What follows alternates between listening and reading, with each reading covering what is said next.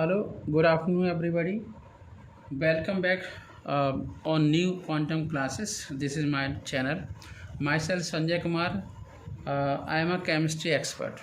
Today, I would like to thanks to watching my video, and also I told you that you have to first of all subscribe my video, uh, press bell icon for the new notifications, and share my video after some time with your friends or your uh, those students और साथियों। जैसा कि हम जानते हैं कि अभी अगस्त के फर्स्ट वीक में पीजीटी केमिस्ट्री के लिए जो उत्तर प्रदेश के एडिड स्कूल होते हैं उसके लिए एक एग्जामिनेशन घोषित की गई है।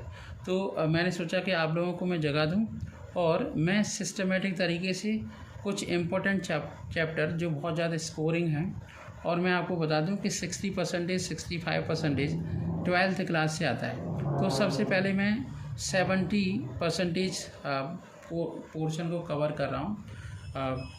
अर्लियर इससे पहले मैं solution chapter solid state chapter का डिस्क्रिप्शन दे चुका हूं, बहुत अच्छे से एक्सप्लेन किया है, काफ़ी अच्छे व्यूज़ आए हैं बच्चों के और मुझे आशा है कि आप इस वीडियो को भी लाइक और सब्सक्राइब करेंगे। ठीक है,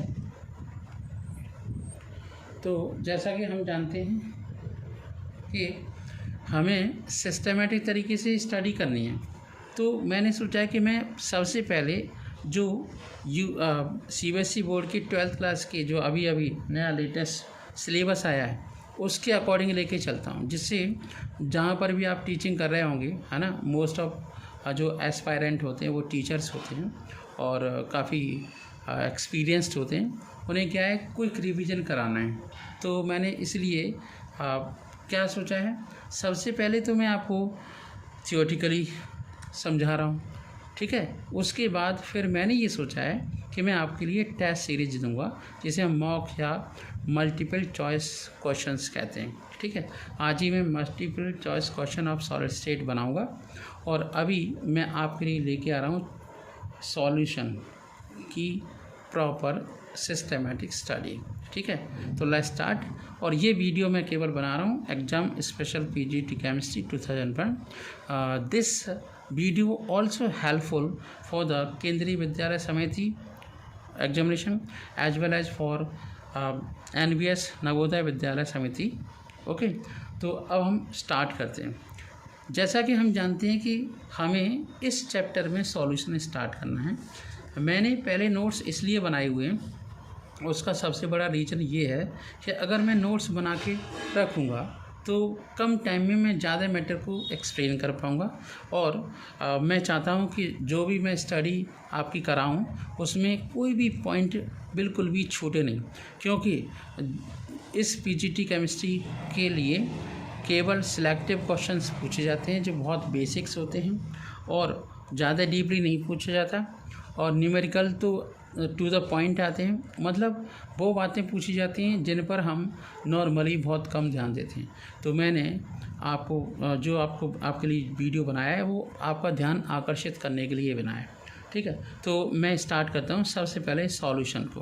तो सॉल्यूशन का चैप्टर है जिसे हम यूपी पीजीटी केमिस्ट्री के लिए पढ़ रहे हैं, केवीएस और एनबीएस के लिए पढ़ रहे हैं। तो सबसे पहले मैं आपको सॉल्यूशन का एक्चुअल में डेफिनेशन बताता हूँ, फिर मैं समझाता हूँ कि सॉल्यूशंस क्या हैं। Solution is a homogeneous mixture of two or more non reacting substances whose composition can varied within the certain limit. Okay, तो जो सॉल्यूशंस होते हैं वो होमोजीनियस मिक्सचर्स होते हैं to or more pure non reacting substance के। जैसे अगर मैंने आपका सॉल्ट का सॉल्यूशन बनाया तो सॉल्ट वाटर के साथ रिएक्शन तो करता नहीं है, मतलब सॉल्ट पानी में केवल घुल जाता है, मतलब फिजिकल प्रॉपर्टी होती है, फिजिकल प्रोसेस होती है, ठीक है। तो जैसा कि हम जानते हैं तो सॉल्यूशन के अंदर ये केवल घुल जाता है। वैसे ही करके अगर हम शुगर को पानी में घोलते हैं तो ये घुल जाती है, ये फिजिकल प्रोसेस है, इसमें कुछ ये आपकी रिएक्शन नहीं कर रहे हैं। और शुगर भी प्योरेस्ट फॉर्म होता है, उसका एक प्रॉपर स्ट्रक्चर होता है C6H12O6 C12H22O11, ये आपका सुक्रोज या नॉर्मल केन शुगर का फार्मूला होता है, और वैसे करके सॉल्ट का भी फार्मूला होता है। तो सॉल्यूशंस, अच्छा ये सॉल्यूशंस हमारे लाइफ में बहुत ज़्यादा यूटिलाइज होते हैं। हम सॉल्यूशन ऐसे टॉनिक की फॉर्म में यूज कर सकते हैं, ताकत को बढ़ाने वाले सॉल्यूशंस के लिए फॉर्म में यूज़ कर सकते हैं।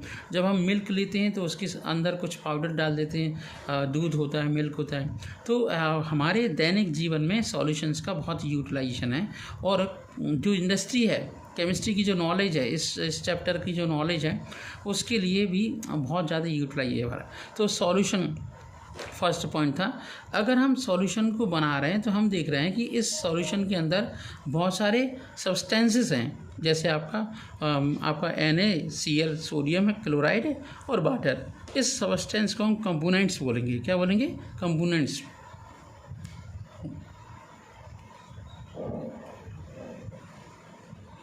तो सॉल्यूशन, अच्छा सॉल्यूशन विच हैज़ टू, अब इसी के बेस पर हमने सॉल्यूशन को क्लासीफाई किया है। तो solution which has a 2 component is known as a binary solution. ऐसे सॉल्यूशन केवल जिनके अंदर 2 कंपोनेंट होते हैं, जैसे आपका सोडियम क्लोराइड और वाटर का सॉल्यूशन, जिसे हम सॉल्ट सॉल्यूशन कहते हैं। तो ये बाइनरी सॉल्यूशन है। अगर कोई सॉल्यूशन जैसे आपका NaCl KCl का सॉल्यूशन बनाया और पानी में डाल दिया, 3 पदार्थ आपने ले रखे हैं एक कंपोनेंट के अंदर, एक सॉल्यूशन के अंदर, तो आपका टर्नरी सॉल्यूशन हो जाएगा। अगर किसी सॉल्यूशन के अंदर 4 कंपोनेंट होंगे, कितने होंगे? 4 कंपोनेंट। तो 4 कंपोनेंट होने पर वो सॉल्यूशन होगा क्वाटरनरी सॉल्यूशन। ये जो सॉल्यूशन बन रहा है वो सॉलिड और सॉल्वेंट के आपस में मिक्स होने से बन रहा है, एक फिजिकल प्रॉपर्टी है। एक बात और इसमें विशेष तरीके से ध्यान रखनी है। वैसे हम केवल सॉलिड और सॉल्वेंट वर्ड का यूज करते हैं, लेकिन सॉल्यूशन के प्रॉपर अगर एग्जैक्ट पॉइंट्स देखें तो सॉल्वेंट का मतलब ये होता है एक्सेस अमाउंट का सब्सटेंस। मतलब सॉल्वेंट अपने आप में एक्सेस अमाउंट ऑफ सब्सटेंस होता है, बहुत ज़्यादा है ना, ज़्यादा मात्रा में होता है। तो और जो आपका सॉलिड होता है कम अमाउंट में होता है। इसी के बेस पर मतलब जितने भी सॉल्यूशंस होते हैं, जैसे हमारे पास 3 आपके स्टेट्स ऑफ मैटर होती हैं, सॉलिड, लिक्विड, गैस। अगर हम इन सारी 3 स्टेट को आपस में मिक्सअप कराएंगे तो 3 टाइप के सॉल्यूशंस बन जाएंगे। नंबर 1 आपका होगा solid solutions, liquid solutions, gases solution. Solid solution के भी 3 टाइप हैं। जैसे गैस को अगर सॉलिड में घोल देते हैं तो जितनी भी गैसेस होती हैं, जब हाइड्रोजनेशन होता है तो निकल के ऊपर हाइड्रोजन गैस एडजॉर्ब हो जाती है। एडजॉर्ब का मतलब होता है ऊपरी सरफेस पर, सरफेस फेनामिना के द्वारा ऐड होना, है ना, ऊपरी सरफेस पर। फिर है लिक्विड को सॉलिड में अगर हम बोलते हैं। अब लिक्विड और सॉलिड ऐसी कौन सी मेटल है जो लिक्विड स्टेट में होती है? तो मरकरी एक ऐसा ही मेटल है जो लिक्विड स्टेट में होता है, और जिसे सोडियम के साथ जब मिलाया जाता है तो सोडियम मरकरी का अमलगम या जिंक का अमलगम, है ना, सोडियम का अमलगम, ये आपका बनाया जाता है। या फिर हम सिंपली ये कह सकते हैं ये मरकरी का अमलगम है। ठीक है। सॉलिड और सॉलिड को आपस में मिक्सअप करते हैं तो उससे अलॉय बनता है। अलॉय के बहुत सारे एग्जांपल हैं, ब्रास है, बेल मेटल है, ठीक है, इस तरीके से बहुत सारे मेटल्स होते हैं। अब हम नेक्स्ट वन चलते हैं सेकंड टाइप के सॉल्यूशन को, जिसे हम लिक्विड सॉल्यूशंस के नाम से जानते हैं। लिक्विड सॉल्यूशन भी है ना, लिक्विड सॉल्यूशन भी जैसे गैस को लिक्विड में घोल दिया, गैस को लिक्विड, तो इससे बन गया एरेटेड ड्रिंक्स या सॉफ्ट ड्रिंक्स कह सकते हैं। लिक्विड को लिक्विड में घोल दिया, जो मिसिबल होते हैं। एल्कोहल पानी में घुल जाता है, मिसिबल होता है, हाइड्रोजन बॉन्ड बनाता है। ठीक है, जैसे बेंजीन है ना, बेंजीन टॉल्यूइन के अंदर घुल जाती है। अगर बेंजीन को पानी में डालोगे तो घुलेगी नहीं। तो हमें तो केवल लिक्विड का सॉल्यूशन बनाना है। अगर हमने सॉलिड को लिया, लिक्विड में डाला, तो मतलब जैसे NaCl को वाटर में डाल देते हैं, शुगर को वाटर में डाल देते हैं, तो शुगर का सॉल्यूशन बन जाएगा। इसी तरीके से गैसेस सॉल्यूशन होते हैं। गैस को गैस में अगर हम मिक्सअप करते हैं, तो जैसे हम सांस ले रहे हैं, किस में सांस ले रहे हैं? एटमॉस्फेरिक गैसेस में सांस ले रहे हैं, तो उसमें एयर का मिक्सचर ऑफ गैसेस होता है। तो लिक्विड को गैस में अगर हम घोलेंगे तो ह्यूमिडिटी बन जाती है, ह्यूमिडिटी इन एयर को हम कंसीडर कर सकते हैं। और जैसे किसी फैक्ट्री से सॉलिड्स निकलते हैं, सॉलिड के पार्टिकल निकलते हैं और उसमें गैस में घुल जाते हैं, एटमॉस्फेरिक गैसेस के अंदर घुल जाते हैं, तो उससे बन जाता है आपका क्या है ना, उससे बन जाता है आपका आयोडीन वेपर इन एयर। ठीक है, अब हम नेक्स्ट पॉइंट पर चलते हैं। अभी तक हम सॉल्यूशन के टाइप पढ़ रहे थे। क्या पढ़ रहे थे? सॉल्यूशन के टाइप।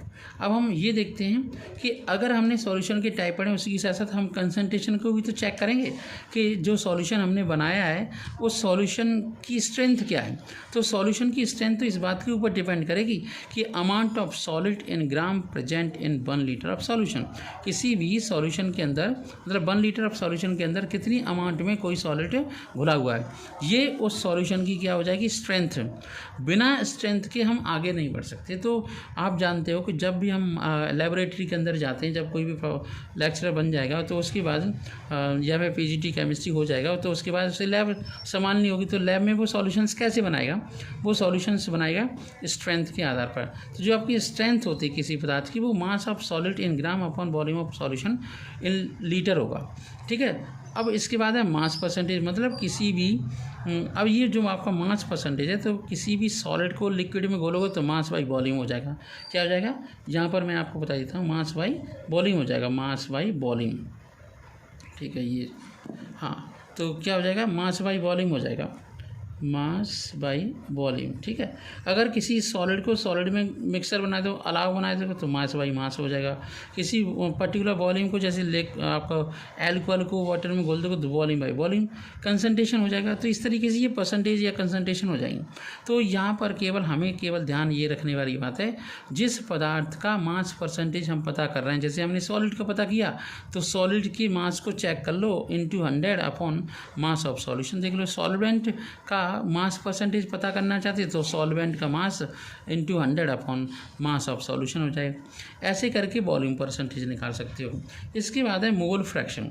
अब मोल फ्रैक्शन का मतलब ये हुआ कि जब सॉल्यूशन आपने बनाया तो उसमें सॉलिड और सॉल्वेंट लोगे, तो सॉलिड सॉल्वेंट ले लोगे, तो अब क्या करोगे? सॉलिड के अलग मोल निकालो। तो मोल निकालने के लिए हम क्या करते थे? नंबर ऑफ मोल कैसे निकाले जाते थे? जो आपका मास दिया हुआ है ना, मास इन ग्राम, किसमें? मास इन ग्राम अपॉन मोलर मास। ये मोलर मास हमें लिखना पड़ेगा, जब बिना मोलर मास के। अब देखो, इसमें मोल फ्रैक्शन एटम के अंदर हो सकता है। जैसे कोई अलॉय बनाया जाए, जैसे सोडियम का मरकरी में सॉल्यूशन बनाया जाए, तो अमरगम ही तो बना, तो उसका मास परसेंट मोल फ्रैक्शन कैसे निकालोगे?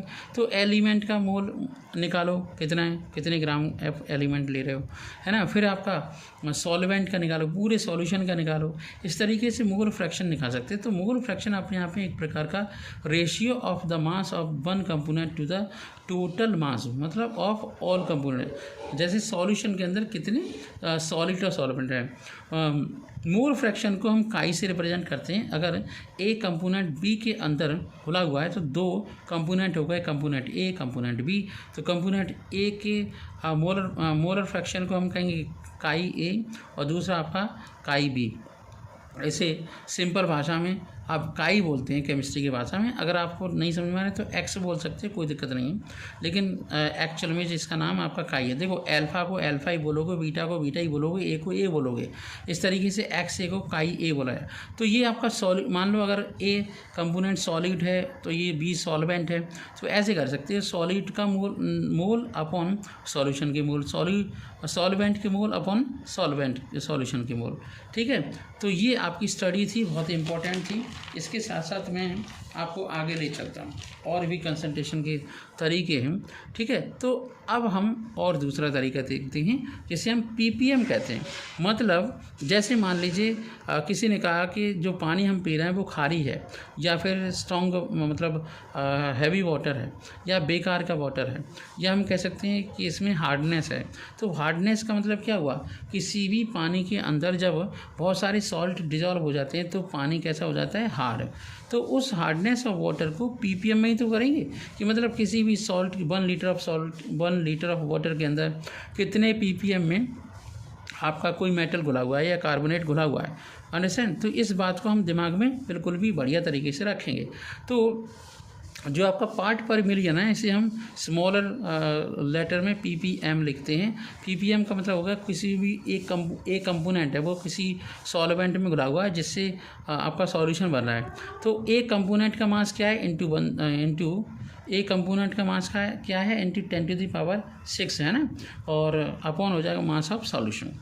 ठीक है, तो degree of hardness of water को, है ना, normally degree of hardness of water को हम कैसे रिप्रेजेंट करते हैं, ppm के अंदर रिप्रेजेंटेशन करते हैं, है ना। तो ppm के अंदर रिप्रेजेंटेशन करेंगे। इसके बाद नेक्स्ट पॉइंट है जिसे हम मोलरिटी कहते हैं। मोलरिटी का सीधा सीधा संबंध होता है ग्राम पर number of moles dissolve in a litre, मतलब किसी 1 लीटर में या 1000 ml के अंदर कितने मोल घुले हुए हैं किसी पदार्थ के। तो हम पहले से जानते हैं कि नंबर ऑफ मोल को निकालने का तरीका क्या है, तो मास ऑफ सॉलिड निकाल लेंगे अपॉन मोलर मास, ये आपका मोलर मास निकाला है, तो इसे हम ऐसे ही बोल सकते हैं नंबर ऑफ मोल। ठीक है, तो mass of solid into 1000 upon volume of solution in ml up into a molar mass. तो ये भी एक तरीका है। मोलरिटी को हमेशा कैपिटल M से रिप्रेजेंट करते हैं, मोलरिटी कैपिटल M में रिप्रेजेंट किया जाता है। अगर आपने एक सॉल्यूशन बनाया, जैसे मान लीजिए 1 लीटर का एक सॉल्यूशन बनाया, इसमें आपने क्या किया, 2 लीटर ऑफ H2O ऐड कर दिया, तो आपने डाइल्यूशन कर दिया। क्या कर दिया, डाइल्यूशन। तो जब आप डाइल्यूशन करोगे बेटा, तो जब आप डाइल्यूशन करोगे तो करोगे क्या कि इसमें सॉल्यूशन की मोलरिटी चेंज हो जाएगी। तो पहली वाली मोलरिटी तो आपको मालूम है, और पहला वाला वॉल्यूम भी मालूम है, दूसरा वॉल्यूम आपको मालूम है कितने ml वाटर मिला है, तो दूसरी वाली जो नया सॉल्यूशन बनेगा उसकी मोलरिटी आप इसी फॉर्मूले से निकाल सकते हो, m1v1 = m2v2। देखिए, मैंने अपने एक्सप्लेनेशन में बहुत ही इंपॉर्टेंट और सिलेक्टिव पॉइंट्स को इंक्लूड किया है जो कम टाइम में हो जाएंगे। जैसे आपको 4-5 घंटे लगते हैं, तो मैं आपको 1 आवर के अंदर 1 शॉट करके दे रहा हूँ सॉल्यूशन के चैप्टर को एक्सप्लेनेशन। ठीक है, अब नेक्स्ट पॉइंट पे आते हैं, मोलरिटी। मोलरिटी को हमेशा स्मॉल m से रिप्रेजेंट करते हैं। तो मोलरिटी का मतलब होता है number of gram moles of solid dissolve in 1000 gram of a solvent. मतलब वहाँ पर हम सॉल्यूशन की बात कर रहे थे, और यहाँ पर हम बात कर रहे हैं सॉल्वेंट की। किसकी बात कर रहे हैं, सॉल्वेंट की। तो मान लीजिए सोडियम क्लोराइड है, तो सोडियम क्लोराइड कितने किलोग्राम ऑफ वाटर में घुला हुआ है, ये आपका यहाँ पर ओवरऑल बात निकल के आती है। तो मोलरिटी को स्मॉल m से रिप्रेजेंट करते हैं, ये आपका स्मॉल m है ना। मोलरिटी को कैपिटल M से रिप्रेजेंट करते हैं। अब इसमें अगर हम कंसंट्रेशन का तरीका पूछें कि आपका ये पूछा जाता है कि मोलरिटी ज़्यादा बेटर है कि मोलरिटी, तो हम कह सकते हैं मोलरिटी बेटर है, क्योंकि मोलरिटी के केस में हम सॉल्वेंट ले रहे हैं, वो भी ग्राम में। मतलब उसके जब हम किसी भी चीज़ को वॉल्यूम में लेते हैं तो उसका वॉल्यूम टेम्परेचर के साथ साथ एक्सपेंड होता है। जब कोई भी चीज़ टेम्परेचर के साथ एक्सपेंड होती है तो उससे थोड़े खतरे पैदा होते हैं। ठीक है, तो वो सही उसके रिजल्ट्स नहीं आते। यहाँ पे एक्यूरेसी की बात कर रहा हूँ, I am talking about the accuracy. तो वो ये यहाँ पर वो कहना भी चाह रहे हैं कि जो 1 मोल ऑफ एक्वा सॉल्यूशन है, 1 मोल ऑफ एक्वा सॉल्यूशन है ना, 1 मोल ऑफ एक्वा सॉल्यूशन, तो ये 1 mole of aqua solution is more concentrated than the molar aqua solution of a same solid. मैं आपको एक बहुत बढ़िया एग्जांपल दे रहा हूँ। आज से 20 ईयर्स अगो, ठीक है, तब लीटर में कोई भी ऑयल नहीं आता था। जो भी आपके एडिबल ऑयल हैं, खाने वाले ऑयल हैं, सरसों का तेल हो, रिफाइंड हो, डालडा हो, कोई भी नहीं आता था, वो किलोग्राम में आते थे। तो कंपनी ने बड़ी चालाकी की, उस टाइम पर लोगों को जानकारी कम थी, एंड्रॉयड फ़ोन तो थी नहीं, तो जानकारी कम थी, तो उन्होंने क्या किया, हर चीज़ को लीटर में देना शुरू कर दिया। तो लीटर में जैसे आपका 1 लीटर मिल रहा है तो कितने ग्राम है, 900 ग्राम। समझ में आ रहा है? तो यही बात मैं यहाँ कहना चाह रहा हूँ कि जो आपका कंसनट्रेशन अगर होगा 1 mole of the aqua solution is more concentrated than 1 molar aqua solution of a same solid. ठीक है, ओके।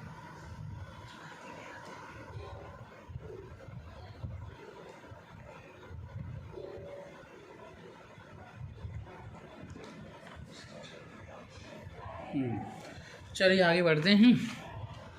तो molarity of a solution is better than molarity of solution is better than molarity of molarity for expression in compression concentration. मतलब concentration की expression के लिए molarity ज़्यादा better है। चलिए नेक्स्ट पॉइंट देखते हैं। अब हम आ गए नॉर्मलिटी की ओर। तो नॉर्मलिटी में क्या है, नंबर ऑफ ग्राम इक्विवेलेंट्स। यहाँ पर मैं आपको अच्छे से समझा दूँ, बहुत ट्रिकी क्वेश्चन आएगा जिसमें नॉर्मलिटी निकालनी है। तो नॉर्मलिटी निकालने के लिए मैंने क्या कर रखा है, एक फॉर्मूला तो आपको बताया ही है, उसके साथ साथ इक्विवेलेंट मास को निकालने के लिए मैंने समझाया है, क्योंकि इक्विवेलेंट मास में अटक जाते हैं। तो नॉर्मलिटी को कैपिटल N से रिप्रेजेंट करते हैं। इसका मतलब होता है gram equivalence of a solid upon volume of solution in litre. चलिए ग्राम इक्विवेलेंट, अब ग्राम इक्विवेलेंट्स को निकाले कैसे, फाइंड आउट कैसे करें, the question is coming in my mind. तो कैसे हम फाइंड आउट करें, ठीक है। तो ये इम्पोर्टेंट बात थी।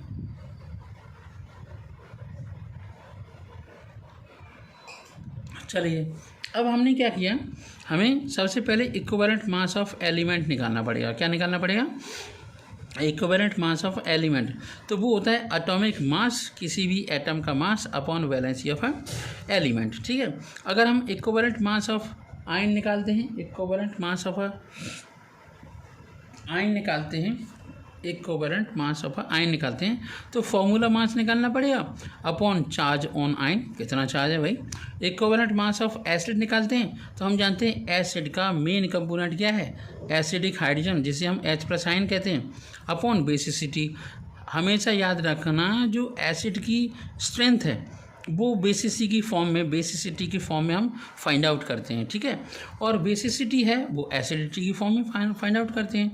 तो बेसिसिटी का मतलब यहाँ पर ये है, जैसे मान लीजिए H2SO4 है, तो H2SO4 में कितने H+ आयन हैं, रिप्लेसेबल हैं। तो हम जानते हैं, यहाँ पर हम रख लेते हैं, जैसे आपका H2SO4 है तो कितने रिप्लेसेबल आयन हैं, 2 रिप्लेसेबल H+ आयन्स हैं। कितने हैं, 2 रिप्लेसेबल H+ आयन्स हैं।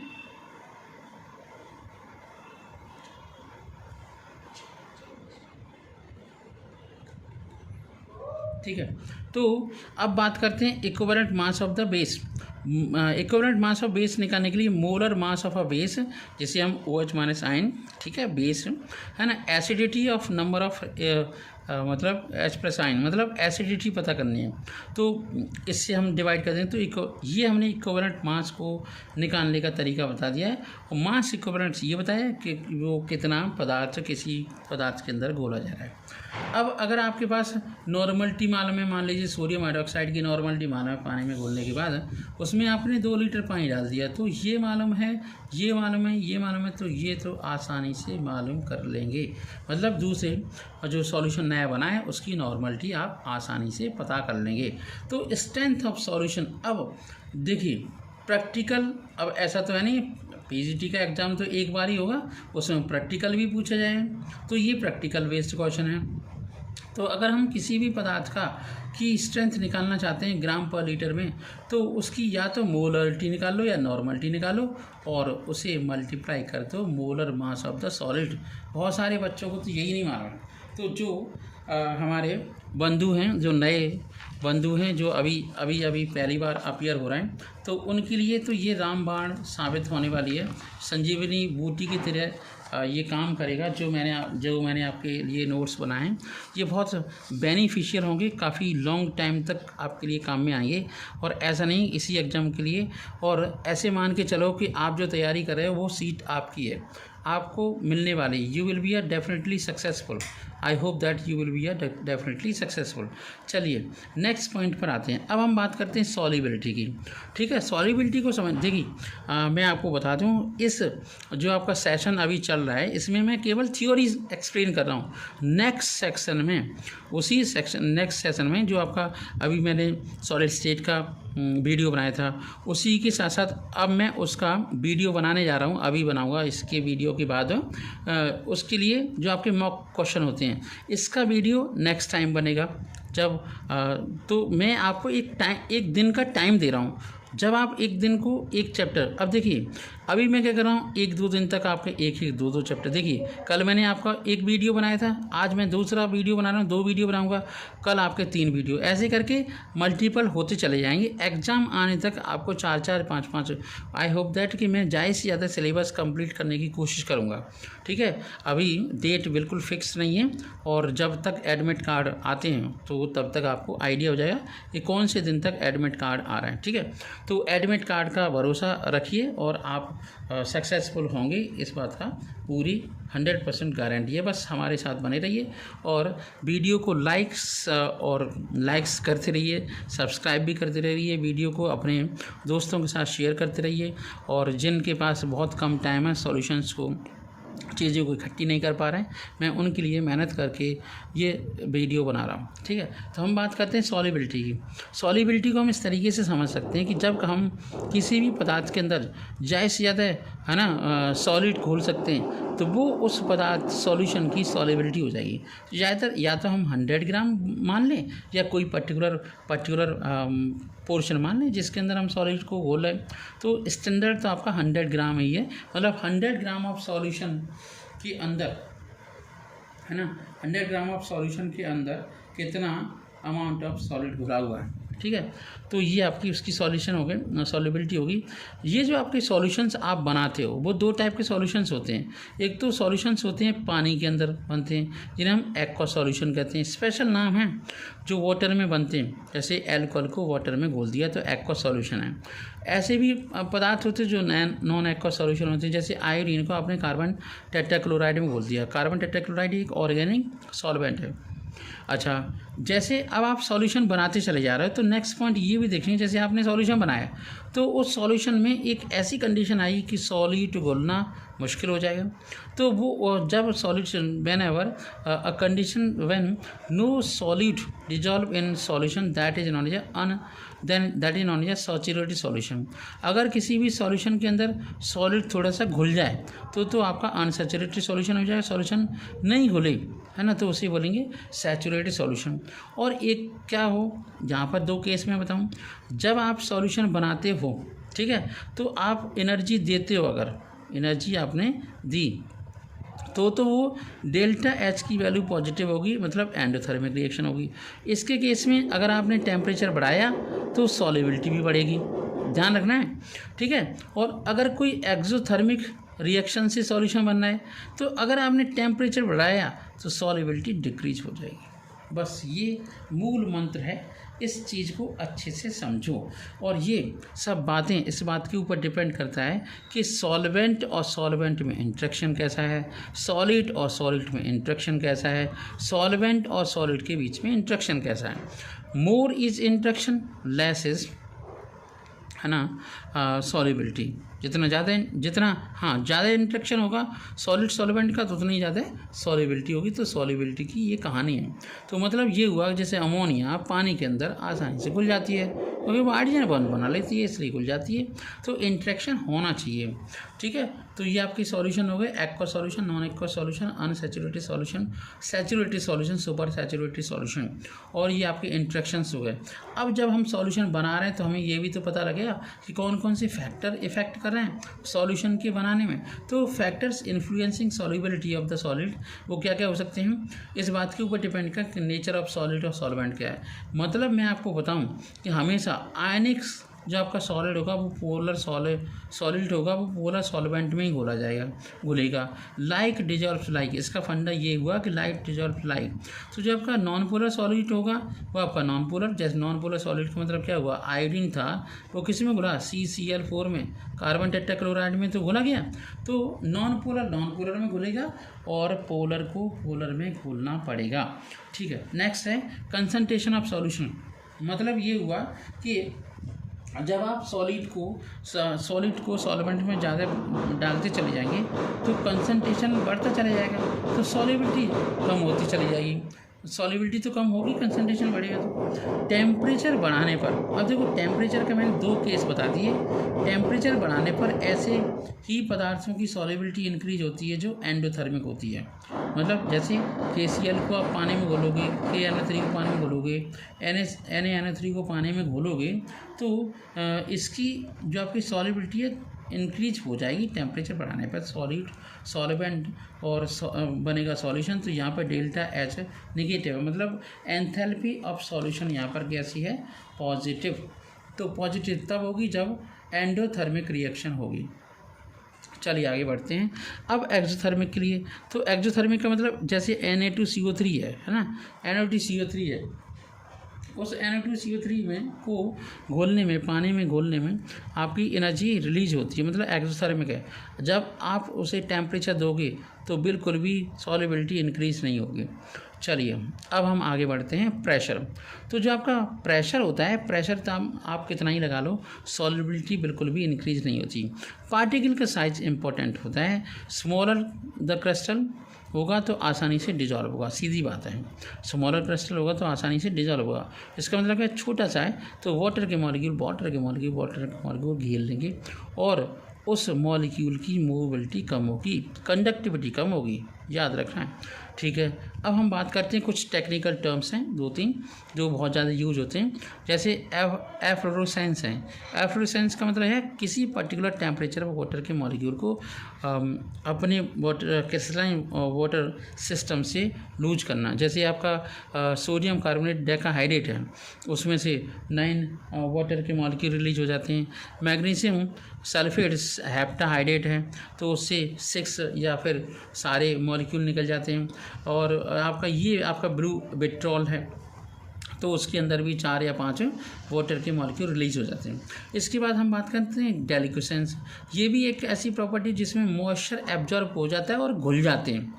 ठीक है, जैसे सोडियम हाइड्रोक्साइड है, मॉइस्चर हो गया, जैसे अभी का ह्यूमिडिटी का टाइम अभी चल रहा है, बारिश हो रही थी 1 हफ्ते से, तो सोडियम हाइड्रोक्साइड अपने आप मॉइस्चर को एब्जॉर्ब करेगा और पानी जैसा हो जाएगा। ऐसे करके पोटेशियम हाइड्रोक्साइड की कंडीशन है FeCl3 और CaCl2 और 6H2O। लेकिन हाइग्रोस्कोपी एक ऐसी प्रॉपर्टी होती है, इसमें पदार्थ एब्जॉर्ब तो करता है मॉइस्चर को, लेकिन वो उस मॉइस्चर में घुलता नहीं है। तो इसका मतलब क्या है, इन पदार्थों को हम डेसिकेटर में यूज करते हैं। ऐसी ही छोटी छोटी बातें आपसे पूछ ली जाती हैं, तो आप इन छोटी, मैंने किसी भी पॉइंट को छोड़ा नहीं है, मैंने किसी पॉइंट को ये नहीं सोचा है कि ये तो बहुत नन्ना सा है, हाई स्कूल लेवल का है। नहीं भाई, हर चीज़, कोई भी चीज़ आ सकती है, आपको याद लगाना ज़रूरी है। तो मैंने किसी भी पॉइंट को मैं हर चीज़ पॉइंट को क्लियर कर रहा हूँ, इसलिए मेरे वीडियो को लाइक करें, सब्सक्राइब करें और बेल आइकन नहीं भूलें दबाना, और अपने दोस्तों को शेयर भी करें, और ये शेयर करते रहें, लाइक करते रहें, है ना। वीडियो देखते रहें और लाइक करते रहें, शेयर करते रहें, ये काम हमेशा करते रहें। और मुझे आप लोगों के प्यार की ज़रूरत है, और बहुत बहुत ज़रूरत है। मतलब जितना ज़्यादा आप मुझे मोटिवेट करोगे उतना ही ज़्यादा आपका बेनिफिट होने वाला है। मैं आपके लिए नए वीडियो, जब तक आपकी PGT की एग्ज़ाम होगी तब तक मैं बहुत ढेर सारे वीडियो बना दूंगा, और वो बहुत ज़्यादा आपके लिए बेनिफिशियल, फ्रूटफुल होंगे। तो ये वीडियोस बहुत ज़्यादा फ्रूटफुल होने वाले हैं। चलिए, solutions of liquid and liquid. अब हम बात करते हैं सॉल्यूशंस की। आप थोड़ा सा और डीपली पढ़ना शुरू कर देते हैं। जैसे बेंजीन को कार्बन टेट्राक्लोराइड में घोलो तो आपका आसानी से घुल जाएगा। अभी हम जो सॉल्यूशन की बात हो रही थी वो सॉलिड को लिक्विड में घोलने की बात हो रही थी, अब हम लिक्विड को, तो जो आपका इथाइल अल्कोहल है वो पानी में घुलता है, हाइड्रोजन बॉन्डिंग की वजह से घुलता है। बेंजीन को पानी में घोलोगे नहीं घुलेगा, ठीक है। तो ये आपका इमिसिबल होता है, जो लिक्विड किसी दूसरे लिक्विड में घुल जाता है उसे हम मिसिबल लिक्विड कहते हैं, सॉल्यूशन कहते हैं, मिसिबल मिक्सचर कहते हैं। जो नहीं घुलता है उसे इमिसिबल कहते हैं। अब इसी के साथ साथ एक और पॉइंट आपको ध्यान रखना है कि solutions of gas in liquid, जितनी भी गैसेस होती हैं वो लिक्विड में घुल तो जाती हैं लेकिन सारी नहीं घुलती हैं। इसके लिए यहाँ पर एक वो है एब्जॉर्प्शन कोफिशिएंट है, इसे क्या बोलेंगे, एब्जॉर्प्शन कोफिशिएंट। जैसे अल्फा से रिप्रेजेंट करती है, ये V/V होता है। तो यहाँ पर अल्फा एब्जॉर्प्शन कोफिशिएंट है, V वॉल्यूम है, और ये आपका वॉल्यूम ऑफ सॉल्वेंट है, कैपिटल V। और यहाँ P जो आपका दे रखा है वो आपका प्रेशर है। क्या ये P? प्रेशर, ठीक है। अब हम बात करते हैं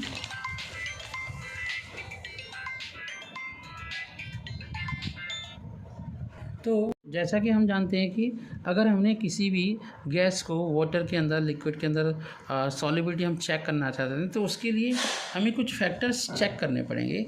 तो वो कौन कौन से फैक्टर हो सकते हैं? तो जैसे हमारे पास है nature of the gas and solvent, मतलब किसी भी पदार्थ का, सॉल्वेंट का नेचर और गैस का, जो गैस घोलना चाहती है किसी दूसरे में हम घोलना चाहते हैं, उसकी नेचर हमें मालूम होना ज़रूरी है। ठीक है, बिना इसके हम कामयाब नहीं होंगे। तो सबसे पहले देखते हैं कि the nature of the gas and solvent. Ammonia, sulphur dioxide, hydrochloric acid easily liquefied gas होती हैं। तो और ये आपके पानी के अंदर आसानी से घुल जाती हैं। जैसे कार्बन डाइऑक्साइड है और वो थोड़ा सा प्रेशर में घुलता है, मतलब वाटर के अंदर। और जैसे आपके नॉन पोलर मॉलिक्यूल्स होते हैं, जैसे H2 है, N2 है, CH4 है, ये बहुत कम मात्रा में वाटर में घुलते हैं। ऑक्सीजन भी बहुत कम मात्रा में घुलती है, काफ़ी कम, मतलब बहुत ही कम मात्रा में घुलती है। फिर है इफेक्ट ऑफ टेम्परेचर। देखिए, टेम्परेचर जैसे सॉल्युबिलिटी है, टेम्परेचर अगर आप बढ़ाओगे, टेम्परेचर आपने अगर इंक्रीज किया तो समझो सॉल्युबिलिटी डिक्रीज हो जाएगी। मतलब टेम्परेचर इंक्रीज करने पर किसी भी लिक्विड के अंदर किसी गैस की सॉल्युबिलिटी डिक्रीज होती है। इस बात को दिमाग में रखिए। ठीक है, effect of pressure, pressure effect करता है, प्रेशर मैटर करता है। मतलब ये हुआ कि प्रेशर इंक्रीज करने पर सॉल्युबिलिटी ऑफ गैस बढ़ जाती है। तो हेनरी नाम के साइंटिस्ट थे जिन्होंने 1802 के अंदर एक इम्पोर्टेंट लॉ दिया था, जैसे हम हेनरी लॉ के नाम से जानते हैं। इस हेनरी लॉ को हम ऐसे मान सकते हैं, उन्होंने ये कहा कि जिस पदार्थ का जितना ज़्यादा प्रेशर होगा उसका उतना ही ज़्यादा मास किसी भी लिक्विड के अंदर घुल जाएगा। The mass of gas dissolve in a given volume of a liquid at a constant temperature depends upon the pressure which is applied on it। मतलब प्रेशर के ऊपर डिपेंड करेगा। जितना ज़्यादा प्रेशर, मतलब मोर प्रेशर मोर सॉल्युबिलिटी। ये आपका फंडा हो गया, सबसे बढ़िया। चलिए अब हम हेनरी लॉ को थोड़ा सा और इलेबोरेट करते हैं मैथमेटिकल तरीके से। तो पार्शियल प्रेशर होता है किसी भी गैस का, जिसे हम P से रिप्रेजेंट करते हैं। ये आपका KH into mole fraction XA के बराबर होता है। यहाँ पर मोल फ्रैक्शन को x से मान सकते हैं। तो अगर हमें आपका हेनरी कांस्टेंट की वैल्यू निकालनी हो, जैसे हम KH कहते हैं, ये आपका हेनरी कांस्टेंट है, हेनरी लॉ कांस्टेंट जिसे बोलते हैं। तो KH इक्वल हो जाएगा partial pressure of a gas upon mole fraction of a gas in a solution. ठीक है, चलिए आगे बढ़ते हैं। अगर हम एक सीक्वेंस देखते हैं, ये क्वेश्चन करके दिखाइए। जैसे मान लीजिए हमारे पास हाइड्रोजन और हीलियम है, तो उसे हम इंक्रीजिंग या डिक्रीजिंग ऑर्डर ऑफ सॉल्युबिलिटी में कैसे लगाएंगे? तो जो आपका हाइड्रोजन है वो ज़्यादा सॉल्युबल होता है comparison to nitrogen, comparison to helium. Helium तो आपका इनर्ट गैस होती है। Solubility decreases as the KH increase, मतलब जितनी ज़्यादा आपकी KH की वैल्यू बढ़ेगी उतनी ही ज़्यादा सॉल्युबिलिटी डिक्रीज होती चली जाएगी। अब हेनरी लॉ की एप्लीकेशंस बहुत आती हैं, छोटे छोटे क्वेश्चन आएंगे आपके। देखो, टिक मारने की क्वेश्चन है, कॉन्सेप्चुअल पूछी जाती हैं। थ्योरी अगर आपको नहीं मालूम है तो आप टिक ऐसे तुक्का नहीं लगा सकते। ठीक है, तुक्का लगाने वाली बात की होगी, तब बाद में हम ट्रिक बताएंगे कैसे आपको तुक्का लगाना है। चलिए, number 1 application of Henry law. Application of Henry law में हम कह सकते हैं carbon dioxide gas is soft drinks is pressurized, है ना, and fitted and sealed with a lid. तो किसी भी सॉफ्ट ड्रिंक के अंदर कार्बन डाइऑक्साइड को हाई प्रेशर पर किसी भी सॉफ्ट ड्रिंक में भर दिया जाता है, ऊपर से ढक्कन लगा दिया जाता है। जैसे ही पैकिंग करते हैं तो अंदर तो आपकी गैस है। तो जब आपने देखा होगा कि जो आपका लिड ओपनर होता है उसे हम खोलते हैं ढक्कन को, तो होता क्या है, आवाज़ आपको आती है, वो पॉप साउंड आती है, थोड़ी सी कुड़क होती है। ये आवाज़ क्यों आ रही है? क्योंकि प्रेशर रिलीज हो जाता है और बाहर गैस बहुत तेज़ी से आती है। जैसे कोई बल्ब फूटता है तो बल्ब के अंदर तो हवा थी नहीं, तो वहाँ पर तुरंत आपकी हवा जाती तो वो आवाज़ होती है। वैसे करके O2 है, अब ऑक्सीजन है, मान लीजिए आप डाइविंग कर रहे हैं, पानी के अंदर जा रहे हैं, तो उसके लिए ऑक्सीजन को आपको डाइल्यूट करना पड़ेगा हीलियम के द्वारा। तभी आपकी बॉडी के अंदर पेनफुल इफेक्ट कम होगा, अदरवाइज क्या होगी, प्योरेस्ट फॉर्म ऑफ ऑक्सीजन आपकी बॉडी के लिए हानिकारक होती है। अगर हम सांस लेने और छोड़ने की बात करें तो सांस लेने और छोड़ने में एक इम्पोर्टेंट बात है। क्या बात है? जहाँ पर ये इम्पोर्टेंट बात है कि जब हम सांस लेते हैं तो आपका लंग्स होते हैं, वहाँ पर अंदर ऑक्सीजन का कंसंट्रेशन बढ़ जाता है, और जैसे ही ऑक्सीजन का कंसंट्रेशन बढ़ा तो वो हीमोग्लोबिन के साथ ऐड अप हो जाती है, जिसे हम ऑक्सी हीमोग्लोबिन कहते हैं। ये ट्रांसपोर्टेशन होकर के टिश्यू में जाती है, वहाँ पर ये आपका रिलीज हो जाती है, वहाँ पर कार्बन डाइऑक्साइड की मात्रा होती है, वही कार्बन डाइऑक्साइड हीमोग्लोबिन के साथ जुड़ जाता है और लंग्स तक आता है, हम सांस छोड़ देते हैं, बाहर निकल जाती है। तो जो सांस लेते हैं उसमें ऑक्सीजन की कंसंट्रेशन ज़्यादा होता है, जो सांस छोड़ते हैं उसके अंदर मॉइस्चर और कार्बन डाइऑक्साइड का कंसंट्रेशन होता है। अब ऐसा तो है नहीं कि हमने 100% ऑक्सीजन ली तो 100% बॉडी के अंदर चली जाएगी, कुछ मात्रा में जाती है, तभी हम बार बार 1 घंटे में कितनी बार सांस लेते होंगे। अगर हम ऐसे माने कि हम मान लीजिए किसी पहाड़ पर चढ़ाई कर रहे हैं, मान लीजिए हम माउंटेन क्लाइंबर हैं, ठीक है, ये हमारा पैशन है, शौक़ है माउंटेन पे चढ़ने का। तो आप जानते हो कि जब 2 किलोमीटर 10 किलोमीटर है ना 5 किलोमीटर ऊपर चढ़ोगे, टेम्परेचर ऊपर बढ़ोगे तो टेम्परेचर तो इंक्रीज होगा ही, और ऑक्सीजन की जो कंसिस्टेंसी होती है वो लेस होती चली जाती है। जब लेस होगी, देखो हमारी बॉडी को ज़्यादा मात्रा में ऑक्सीजन की आवश्यकता है, लेकिन ऊपर जाते जाते ऑक्सीजन की मात्रा कम हो जाती है। जब ऑक्सीजन की मात्रा कम हो जाएगी तो होगा क्या, हमारी बॉडी में ऑक्सीजन कम होगी तो हमें बीमारी होने लगी, जिसे हम एनाक्सिया बोलते हैं, ठीक है।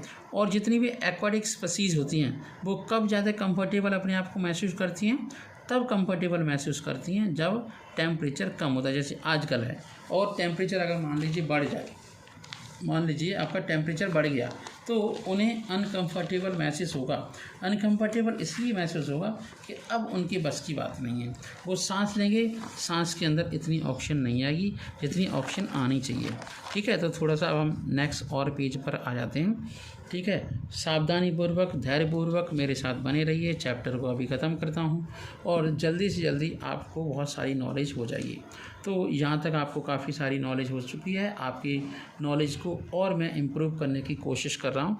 जितनी ज़्यादा नॉलेज उतने ज़्यादा आप क्वेश्चन सॉर्ट आउट करोगे, चाहे भले ही सॉल्यूशन से दो क्वेश्चन आए, 5 नंबर का क्वेश्चन हो, 10 नंबर का हो, लेकिन आपको बेनिफिट होने वाला है अल्टीमेटली। तो बेस्ट ऑफ लक। हमारे चैनल को बार बार देखते रहिए, सब्सक्राइब करिए, लाइक करिए, प्रेस द बेल आइकन, और आप अपने दोस्तों को शेयर भी करते रहिए, ये काम ज़रूरी है, ठीक है। जब आप करते रहोगे, और मैं लाइव क्लास भी दे रहा हूँ। अभी मैं क्लासरूम में नहीं हूँ, इसलिए मैं इस तरीके से नोट्स से पढ़ा रहा हूँ। जब मैं क्लासरूम में पहुँच जाऊँगा उसके बाद फिर मैं बोर्ड से भी पढ़ाऊँगा, ठीक है। 2 तरीके से मैं मुझे पढ़ाने वाला हूँ, है ना, बोर्ड से और आपका इस तरीके से नोट्स से, ठीक है। चलिए आगे बढ़ते हैं। लिमिटेशन ऑफ हेनरी लॉ, जो आपका लिमिटेशन ऑफ हेनरी लॉ है, तो इसमें क्या है कि जो हेनरी का लॉ है वो ऐसी गैसेस के लिए एप्लीकेबल है जो किसी पर्टिकुलर टेम्परेचर पर, या कह सकते हैं लो टेम्परेचर पर ही किसी लिक्विड के अंदर घुलती हैं। अगर आइडियल कंडीशन में ये लॉ लागू होगा, ये एप्लीकेबल होगा। The molecule of the gas should not B dissociate और एसोसिएट इन सॉल्यूशन। मतलब ऐसा नहीं है कि जब कोई भी ऑक्सीजन की गैस जब पानी में घुल जाती है मान लीजिए, तो वो डिसोसिएट हो जाती है, नहीं, ना डिसोसिएट होगी ना एसोसिएट होगी। वेपर प्रेशर, अब हम आगे बढ़ते हैं। चलिए वेपर प्रेशर को बहुत अच्छे से समझ लेते हैं। मान लीजिए आपके पास एक कंटेनर के अंदर वाटर है, ठीक है। उस वाटर की एक आदत होती है कि वो रूम टेम्परेचर पर हमेशा छोटे छोटे पार्टिकल में आपस में बाहर निकलता रहता है, जिनकी काइनेटिक एनर्जी ज़्यादा होती है। तो जिनकी काइनेटिक एनर्जी ज़्यादा होती है वो सरफेस छोड़ के जाते रहते हैं। ये प्रक्रिया हमेशा कंटिन्यूसली चलती रहती है। अब आपने क्या किया, उसी वाटर को एक क्लोज कंटेनर के अंदर भर दिया। तो देखिए वेपर प्रेशर, मतलब वेपर के बनने की जो प्रक्रिया होगी या एवापोरेशन की प्रक्रिया होगी, वो तो आपकी कंटिन्यूसली चल रही है।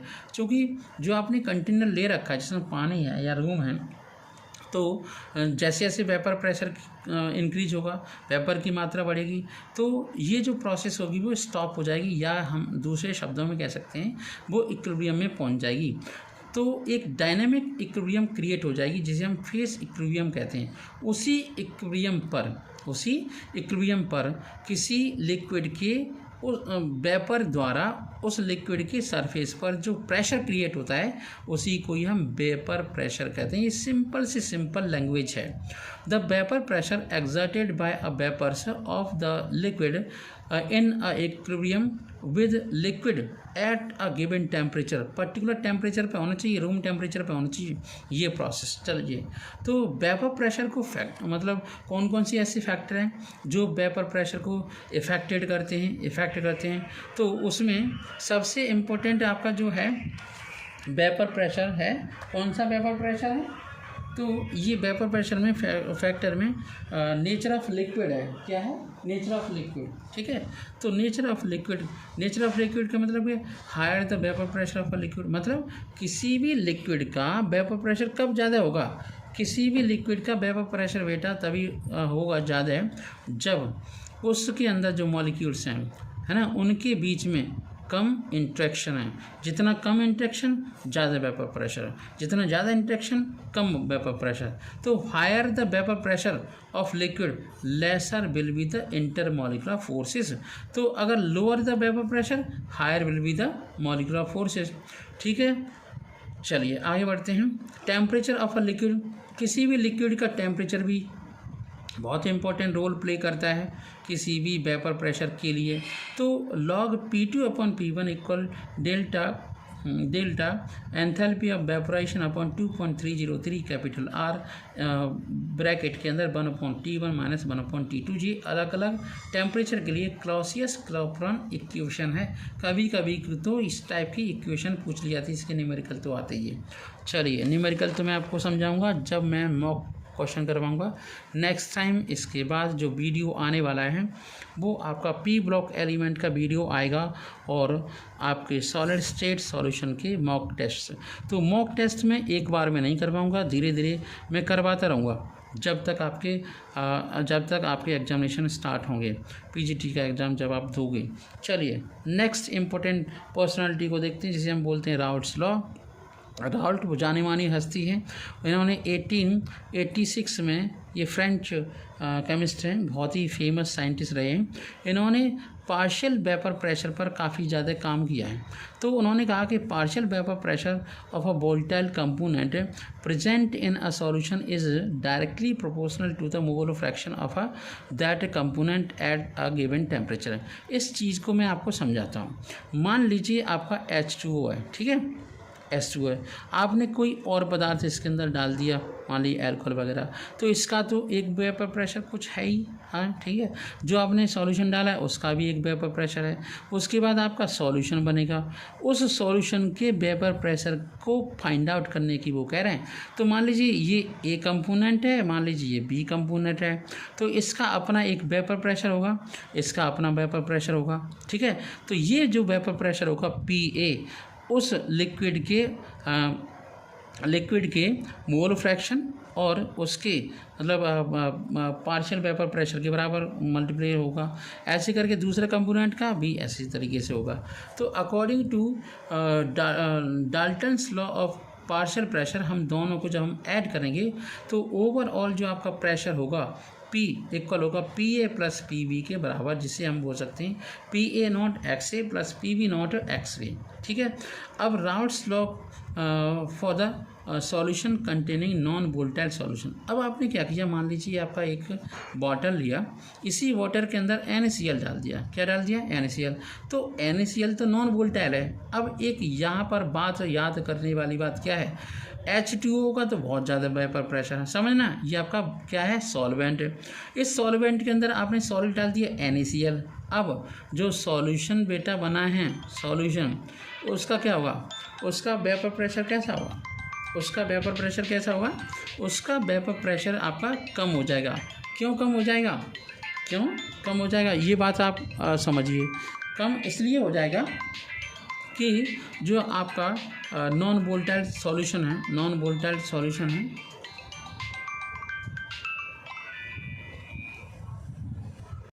तो Raoult's law for the solution containing non volatile liquid और नॉन वोलेटाइल सब्सटेंस। तो मैंने आपको बताया, अभी आपको समझाया कि जैसे वाटर है तो ये वोलेटाइल है, इसका अपना कुछ ना कुछ वेपर प्रेशर होता है। अगर हमने इसी वाटर के अंदर NaCl को डाल दिया जिसका कोई भी वेपर प्रेशर नहीं है, वेपर प्रेशर तो इसका जीरो होता है, ये नॉन वोलेटाइल है। जैसे ये नॉन वोलेटाइल जाएगा तो ओवरऑल जो सॉल्यूशन होगा उसका वेपर प्रेशर भी कम हो जाएगा। On adding a non volatile solute to a solvent the vapor pressure of a solution always get a lower। तो मतलब PA हमेशा कम होगा PA नॉट से। PA हो गया आपका सॉल्यूशन का वेपर प्रेशर। सॉल्यूशन का वेपर प्रेशर हमेशा सॉल्वेंट के वेपर प्रेशर से हमेशा कम रहेगा। कब? जब किसी भी सॉल्वेंट के अंदर नॉन वोलेटाइल सॉलिड को डाल देंगे, मिक्स कर देंगे। चलिए आगे बढ़ते हैं इसी के आधार पर। तो इसके आधार पर जब नॉन वोलेटाइल सॉल्यूशन डाले जाते हैं, सॉलिड डाले जाते हैं किसी सॉल्वेंट के अंदर, तब क्या होता है? तो इसमें 3-4 टाइप की पॉइंट्स हैं, इंपॉर्टेंट पॉइंट्स हैं, उन्हें समझते हैं। आइडियल सॉल्यूशन को समझते हैं। आइडियल सॉल्यूशन एक ऐसी बात है या फिर ऐसा सॉल्यूशन होता है जिसमें ये सॉल्यूशन हमेशा राउट्स लॉ को फॉलो करते हैं। मतलब ऐसे सॉल्यूशन जो राउट्स लॉ को फॉलो करते हैं, ऐसे सॉल्यूशन जो राउट्स लॉ को फॉलो करते हैं उन्हें हम आइडियल सॉल्यूशंस कहते हैं। तो आइडियल सॉल्यूशन के कुछ इंपॉर्टेंट एग्जांपल्स हैं और कुछ इंपॉर्टेंट पॉइंट्स भी हैं जो बहुत ज़्यादा पूछे जाते हैं। इनके बहुत सारे कुछ ना कुछ एक आध क्वेश्चन मिल ही जाता है। तो there should not be any change in the magnitude of the force.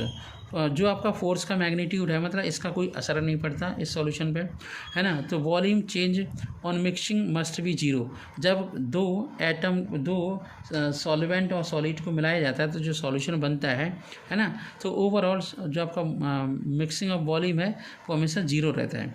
Enthalpy of mixing भी हमेशा जीरो रहती है।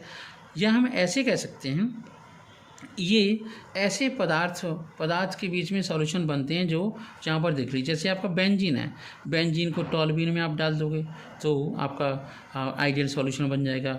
एन हेक्सेन को एन हेप्टेन में डाल दोगे, आइडियल सॉल्यूशन बन जाएगा। इथाइल ब्रोमाइड को इथाइल आयोडाइड में डाल दोगे तो आइडियल सॉल्यूशन बन जाएगा। ब्रोमो बेंजीन को आयरो बेंजीन में डाल दोगे तो आइडियल सॉल्यूशन बन जाएगा। ठीक है। तो क्लोरोमेथिन को डाइक्लोरोमेथिन में डालोगे तो आइडियल सॉल्यूशन बन जाएगा। ये बात मैं आपको इसलिए बता रहा हूँ कि एज इट इज क्वेश्चन आ रहे हैं, उनकी बातें पूछी जा रही हैं। तो इनके 3 केस हो सकते हैं, 3 केस हो सकते हैं या 2 केस मान लीजिए कि जब आपने एक ग्राफ भी होता है, ग्राफ से हम समझा देंगे बाद में। तो जैसे वो और भी मैंने वीडियोस बनाए, मैं आपको बताऊं, और भी वीडियो मैं बहुत सारे वीडियो बनाते रहता हूं, लेकिन अभी मुझे मालूम पड़ा कि PGT का एग्ज़ाम हो रहा है तो मैंने इसके लिए स्टडी करना शुरू कर दिया। पिछले 1 मंथ से स्टडी कर रहा था, अब मैं आपके लिए निचोड़ लेके आया हूँ जो आपके लिए बहुत ज़्यादा बेनिफिटेड होने वाला है। ठीक है, इस बेनिफिट का यूटिलाइजेशन करें। चलिए, तो इसमें क्या है कि जब एक्स से मतलब जो आपका mole fraction of A component है उसका 1 है, तो mole fraction of a component B आपका 0 होगा। उसके केस में partial pressure of a first वाला जो कंपोनेंट होगा वो होगा, और अगर एक्स भी इक्वल 0 है तो पार्शियल प्रेशर आपका 0 होगा। ठीक है, ये बात दिमाग में रख लीजिए, पार्शियल प्रेशर आपका 0 होगा। फिर आगे हम बढ़ते हैं। ठीक है, एक्स पी बी इक्वल 0 होगा। हाँ ठीक है, अब एक्स भी हमने लिया तो यहाँ पर एक्स ए ही होगा, एक्स ए होगा, एक्स ए और एक्स बी। हाँ ठीक है, एक्स ए और एक्स बी 2 केस हैं। चलो ठीक है, तो एक्स बी अगर इक्वल 1 है तो पी बी आपका पी बी नॉट के बराबर होगा। एक्स बी इक्वल 0 है तो पी बी नॉट 0 होगा। तो ओवरऑल अगर हम देखते हैं पी प्रेशर वो P A plus P B के बराबर होगा। इन दोनों को छोड़ दो। चलिए, अब हम बात करते हैं नॉन आइडियल सॉल्यूशंस। तो नॉन आइडियल सॉल्यूशंस वो सॉल्यूशंस होते हैं जो कभी भी राउट्स लॉ को फॉलो नहीं करते। ये बिल्कुल भी राउट्स लॉ को फॉलो नहीं करते। राउट्स लॉ तो यहाँ पर क्या है, जैसे उसके लिए मैंने फॉर्मूला लिखा नहीं था, वो P A equal P A not और एक्स ए नॉट के बराबर पुराना फार्मूला था, राउट लॉ के फार्मूला को फॉलो करता था। यहाँ पर P A P A equal not होगा पी ए नॉट और एक्स ए नॉट, मतलब मोल फ्रैक्शन के, ठीक है। और यहाँ पर अगर हम केस देखें तो ए बी का इंट्रैक्शन डिफरेंट होगा, किससे, ए से और बी से। वहाँ पर कोई डिफरेंट नहीं था, ए बी का इंट्रैक्शन बिल्कुल भी डिफरेंट नहीं था, सेम था। यहाँ पर delta we mixing equal not zero होगा, कोई ना कोई वैल्यू होगी। डेल्टा एच मिक्सिंग भी आपकी ज़ीरो वैल्यू नहीं होगी, मतलब एंथैल्पी ऑफ मिक्सिंग भी कुछ ना कुछ होगी। अंडरस्टैंड। चलिए अब हम थोड़ा सा और इलेबोरेट करते हैं। यहाँ पर नॉन आइडियल सॉल्यूशन थे। नॉन आइडियल सॉल्यूशंस कुछ ऐसे होते हैं जिनमें दो केस आ जाते हैं। क्या, एक तो non ideal solution showing positive deviation from the routes law. इस बात को पहले समझ लो। मान लीजिए आपके पास इथाइल एल्कोहल है, क्या है आपका, इथाइल एल्कोहल, ठीक है। इथाइल एल्कोहल में आपस में ही आपका एच बॉन्ड बन जाता है। क्या, कौन सा बॉन्ड बन जाता है, हाइड्रोजन बॉन्ड। अब बात को समझना, इसी हाइड्रोजन बॉन्ड वाले इथाइल एल्कोहल के अंदर अगर आप साइक्लोहेक्सेन डाल दोगे तो जो आपका हाइड्रोजन बॉन्ड बनाया है ना, इसके बीच में आपका साइक्लो C6H12 आ जाएगा। जब ऐसा हो जाएगा, इथाइल एल्कोहल के बीच में आपका साइक्लोहेक्सेन आ जाएगा, तो पहले तो ए का इंट्रैक्शन, मतलब ये वाला इंट्रैक्शन ज़्यादा था, बी का इंट्रैक्शन ज़्यादा था, ठीक है। अब ए को बी में डाल दिया है, क्या डाल दिया, ए को बी में डाल दिया, मतलब सॉल्यूशन बना दिया। तो यहाँ पर जो इंट्रैक्शन ए और बी का होगा वो कम हो जाएगा। जब इंट्रैक्शन कम होगा, मैं अभी आपको बता के गया हूँ कि दो मॉलिक्यूल के बीच में जब इंट्रैक्शन कम होता है, फोर्स ऑफ अट्रैक्शन कम होता है, तो क्या होगा, वो पॉजिटिव डेविएशन शो करेगा, मतलब वेपर प्रेशर उसका बहुत ज़्यादा होगा, वेपर प्रेशर उसका इंक्रीज हो जाएगा। इसी को हम कहते हैं showing the positive deviation from a routes law. मतलब जितना वेपर प्रेशर होना चाहिए था वो बल्ज करेगा, वो ज़्यादा होगा वेपर प्रेशर, ठीक है। बात समझ में आई। इनके कुछ एग्जांपल्स इस तरीके से हैं। इथाइल एल्कोहल को जब साइक्लोहेक्सेन में डाला जाता है तो पॉजिटिव डेविएशन दिखाता है। एसीटोन को कार्बन डाइसल्फाइड में डाला जाता है तो पॉजिटिव डेविएशन दिखाता है। एसीटोन को बेंजीन के अंदर डाला जाता है तो पॉजिटिव डेविएशन दिखाता है। कार्बन टेट्राक्लोराइड जब क्लोरोफॉर्म में डाला जाता है तो पॉजिटिव डेविएशन दिखाता है। इथाइल एल्कोहल को वाटर में डाला जाता है तो पॉजिटिव डेविएशन दिखाता है। एसीटोन को इथाइल एल्कोहल में डालते हैं तो पॉजिटिव डेविएशन दिखाता है। अब एक और केस है जिसे हम non ideal solutions showing negative deviations को हम देखेंगे। इसमें क्या है कि पहले से कोई भी बॉन्ड नहीं था, पहले से कोई बॉन्ड नहीं था, मतलब इंट्रैक्शन आपके इंट्रैक्शंस खराब थे। अब ए और बी के इंट्रैक्शन बहुत ज़्यादा हो गए, मतलब हाइड्रोजन बॉन्ड बन गया, तो उसके केस में जो आपका पार्शियल प्रेशर होगा अब कम हो जाएगा, मतलब सॉल्यूशन के पार्शियल प्रेशर से, सॉलिड के पार्शियल प्रेशर से और सॉल्वेंट के पार्शियल प्रेशर से। तो यहाँ पर जो आपका डेल्टा वी की वैल्यू होगी वो नेगेटिव होगी और डेल्टा एच की वैल्यू भी नेगेटिव होगी। यहाँ पर जो केस होगा वो आपका एक्सोथर्मिक रिएक्शन होगी, वहाँ पर आपका एंडोथर्मिक रिएक्शन थी। इस बात को आपने समझ लिया है। अब हम इसी चीज़ को आगे बढ़ाते हुए हम आगे बढ़ रहे हैं। तो इसी में हम इसी चेन के अंदर जो अभी सेशन ये ख़त्म नहीं हुआ है, अब थोड़ी देर में ख़त्म होगा, थोड़ा सा टाइम लगेगा तब ये सेशन ख़त्म हो जाएगा। तो नॉन आइडियल सॉल्यूशंस होते हैं, उनके कुछ एग्जांपल्स मैंने आपको समझाए हैं। तो नॉन आइडियल सॉल्यूशंस कौन कौन से, जैसे क्लोरोफॉर्म को बेंजीन में डाल दोगे, एसीटोन को क्लोरोफॉर्म में डाल दोगे, क्लोरोफॉर्म को डाइथाइल ईथर में डाल दोगे, वाटर को हाइड्रोक्लोरिक एसिड में डाल दोगे, एसीटोन को अमाइड में डाल दोगे, तो इनके इंट्रैक्शंस बढ़ जाएंगे, तो इनका नेगेटिव डेविएशंस हो जाएगा। मतलब जितना वेपर प्रेशर सॉल्यूशन में होना चाहिए उतना नहीं होगा, ठीक है, उससे कम होगा वेपर प्रेशर। अब हम इम्पोर्टेंट पॉइंट्स पर जाते हैं, जिसे हम बोलते हैं एजिट्रॉप्स। एजिट्रॉप्स एक टाइप के ऐसे मिक्सचर्स होते हैं जिन्हें जब बॉयल किया जाता है किसी पर्टिकुलर टेम्परेचर पर, तो बिना किसी डिकम्पोजिशन के, बिना कंपोजिशन के चेंज हुए इन्हें आप सेपरेट कर सकते हो।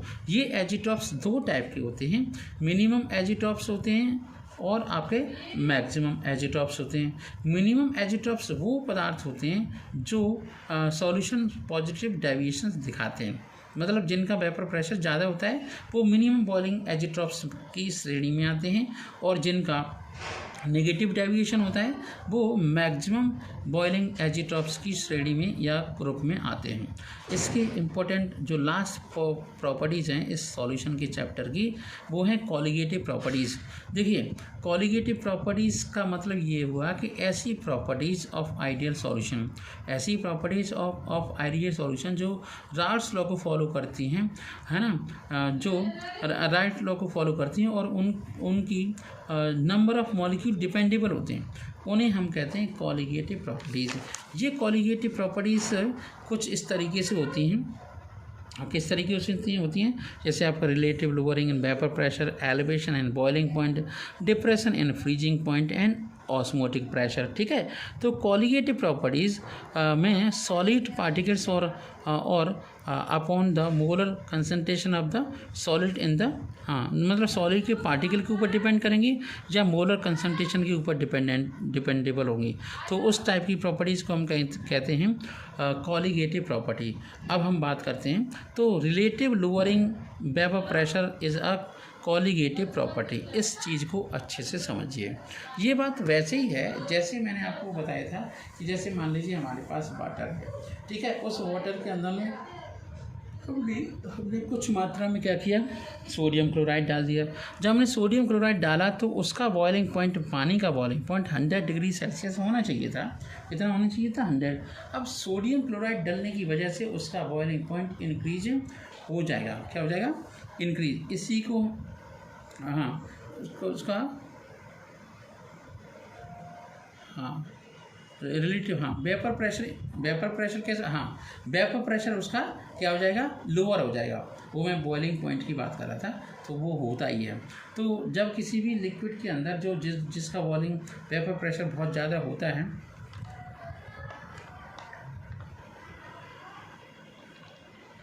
चलिए ठीक है, तो यहाँ पर 4 टाइप की रिलेटिव आपकी प्रॉपर्टीज़ हैं, उन्हें अच्छे से लर्न करो। Relative lowering in vapour pressure, elevation and boiling point, depression and freezing point, osmotic. ये कॉलिगेटिव प्रॉपर्टी मैं आपको बता दूं केवल और केवल मॉलिक्यूलर फॉर्मूला मास को पता करने के लिए करी जा रही है, यही पूछा जाता है। तो इस बात का विशेष ध्यान रखना, ये बहुत ज़्यादा मेमोरेबल करने वाली बात है। चलिए ठीक है, आगे बढ़ते हैं। तो फर्स्ट प्रॉपर्टी देखते हैं, relative lowering in vapour pressure. तो यही मैं कहानी आपको बता रहा था कि जब हम किसी भी कंटेनर के अंदर वाटर लेते हैं, उसका बॉइलिंग पॉइंट आपका 100 डिग्री सेल्सियस होता है और उसका वेपर प्रेशर काफ़ी ज़्यादा होता है। जैसे हम उस H2O के अंदर जब हम NaCl डालते हैं तो ओवरऑल सॉल्यूशन का वेपर प्रेशर कम हो जाता है। इसी को ही हम कहते हैं relative lowering in vapour pressure. तो relative lowering in vapour pressure is a colligative property. यहाँ पर जो PS है वो vapour pressure of a solution है, PA है vapour pressure of a solution भी है, और जो आपका PA0 है, ठीक है, वो आपका vapour pressure of a solvent है। ठीक है, इसे हम ऐसे कह सकते हैं कि PA इक्वल PA0 XA। तो PA0 माइनस PS इक्वल होता है लोअरिंग इन वेपर प्रेशर, मतलब कितना वेपर प्रेशर कम हुआ है। तो PA0 माइनस PS इक्वल होगा lowering in vapour pressure of a solvent. तो यहाँ पर अगर हम XV मतलब सॉलिड के वो सॉलिड का वेपर प्रेशर मोल फ्रैक्शन अगर हम पता करना चाहें तो lowering in vapour pressure upon solvent का वेपर प्रेशर होगा, है ना, vapour pressure of a pure solvent होगा। इसे डिवाइड कर देंगे तो WB into MA upon MB into WA। यहाँ पर MB molar mass of solid है, MA molar mass of solid है, सब कुछ लिख रखा है यहाँ पर। Vapour pressure of pure solvent है ना, vapour pressure of a solution है ना, mass of a solid WB। B जो है सॉलिड के लिए है, B और जो A है वो सॉल्वेंट के लिए है। Understand? All of you understand? चलिए, थैंक यू सो मच। चलिए अब हम आगे बढ़ते हैं। हाँ, only 2 pages are remain, after that the video has been complete और आपका सेशन फिनिश हो जाएगा। चैप्टर सॉल्यूशन का चैप्टर आपका मेमोराइज हो जाएगा। इसके बाद फिर मैं आपके लिए लेके आऊँगा मॉक क्वेश्चंस। जब आपकी थ्योरी अच्छी सी हो जाएगी तो आपको मॉक क्वेश्चन करने में दिक्कत बिल्कुल भी नहीं आएगी। ठीक है, इस बात को ध्यान रखो। Within 5 minute I am going to sum up. तो एलिवेशन इन बॉइलिंग पॉइंट को हम कहते हैं इब्यूलियोस्कोपी। तो ये डेल्टा टीवी अभी मैं आपको बता ही रहा था कि जैसे मान लीजिए आपने H2O लिया है ना, इसके अंदर आपने NaCl डाल दिया। अगर हम इसका है ना बॉइलिंग पॉइंट चेक करते हैं, पहले वाटर का बॉइलिंग पॉइंट 100 डिग्री सेल्सियस है, जैसे ही आपने NaCl डाला तो उसका बॉइलिंग पॉइंट बढ़ जाएगा। इसी को ही हम कहते हैं एलिवेशन इन बॉइलिंग पॉइंट। तो elevation in boiling point also a colligative property. Okay, तो TB नॉट है boiling point of a pure solvent, TB है boiling point of a solution. Elevation in boiling point temperature for a 1 molar solution, ठीक है, को हम कहते हैं KV, ठीक है, जहाँ पर M एक और 1 मोलर ले लो, ठीक है। यहाँ पर एक और बात ध्यान रखनी, जो आपका KV है उसे हम मोलर एलिवेशन कांस्टेंट के नाम से भी जानते हैं, या मोलर इब्यूलियोस्कोपिक कांस्टेंट भी कहते हैं, ठीक है। तो इसके आधार पर अगर हमें KV की वैल्यू निकालनी है, मोलर एलिवेशन कांस्टेंट की वैल्यू निकालनी है, तो capital M capital R TB का whole square upon 1000 into delta of vaporization, enthalpy of vaporization, ठीक है। अगर हमें मोलर मास निकालना है ना, मोलर मास निकालना है सॉल्यूट का, तो वो हो जाएगा MB equal KV into WB into 1000 upon delta TB into WA, ठीक है। अब हम बात करते हैं डिप्रेशन इन फ्रीजिंग पॉइंट, ये थर्ड आपकी कॉलिगेटिव प्रॉपर्टी है। तो depression in freezing point also a colligative property, it is also known as a cryoscopy. इसे क्या बोलते हैं? क्रायोस्कोपी, ठीक है। तो डेल्टा TF इक्वल होगा KF इंटू स्मॉल m, और यहाँ पर जो KB है मोलर क्रायोस्कोपिक कांस्टेंट है। क्या ये? Molar cryoscopic constant, understand. चलिए, इसका मोलर मास अगर हमें निकालना है तो WB into 1000 upon MB into WA, या हम डेल्टा TF कह सकते हैं KF into WB into 1000 upon MB into WA। इसके बाद एक और बात ध्यान रखते हैं, जैसे सब लोग घूमने घामने जाते हैं, मान लीजिए आप अपनी कार को ले जा रहे हैं ऐसे स्थान पर जहाँ पर हमेशा बर्फ़ ढकी रहती है, बर्फ़ से ढकी रहती है वो एरिया, तो क्या हम देखते हैं बर्फ़ ही पड़ रही है। तो हमने क्या देखा कि हम जो आपका कूलेंट लेते हैं, जो आपका रेडिएटर होता है इंजन का, उसके अंदर पानी के साथ साथ इथाइलिन ग्लाइकोल डाल देते हैं, उससे उसका जो आपका फ्रीजिंग पॉइंट होता है वो 36 डिग्री सेल्सियस हो जाता है, मतलब वो कम टेम्परेचर पर जमता नहीं है। देखो, जमेगा तो क्या घाटा होगा? जमने से होगा क्या? एक्सपेंड होगा वाटर। जैसा कि आप जानते हैं जब वाटर फ्रीज होता है तो वो एक्सपेंड हो जाता है, उसकी वॉल्यूम बढ़ जाता है, वो हाइड्रोजन बॉन्ड के एक्सपेंड होने की वजह से ऐसा होता है। तो ये आपकी सबसे इम्पोर्टेंट बात थी। चलिए, अब इसके बाद लास्ट कॉलिगेटिव प्रॉपर्टी है, उसके बाद चैप्टर ख़त्म हो जाएगा। ऑस्मोसिस सबने देखा हो कि जब हम रेजिन को, है ना, अंगूर को खीर में डालते हैं, रेजिन को पानी में डालते हैं तो स्वेल अप हो जाते हैं। एक केस में एंडो ऑस्मोसिस होती है, मतलब रेजिन के केस में रेजिन जब फूल जाती है, और एक केस में दूसरे ही केस में, दूसरा केस कौन सा हुआ? जैसे आपका अंगूर को खीर में डाला हुआ तो वो सिकुड़ जाते हैं, कॉन्ट्रैक्ट हो जाते हैं, तो उसे हम एक्सो ऑस्मोसिस कहते हैं। तो इसके दो केस हैं, ये कि आपका हाइपोटोनिक सॉल्यूशन और आइसोटोनिक सॉल्यूशन की वजह से ऐसा होता है। तो ये जो आपका ऑस्मोसिस है, ये ऑस्मोसिस केवल और केवल सेमी परमेबल मेम्ब्रेन के केस में ही होता है। बिना सेमी परमेबल मेम्ब्रेन के ये प्रोसेस होना मुश्किल है, बिल्कुल ही नामुमकिन है, ऐसे मान लीजिए।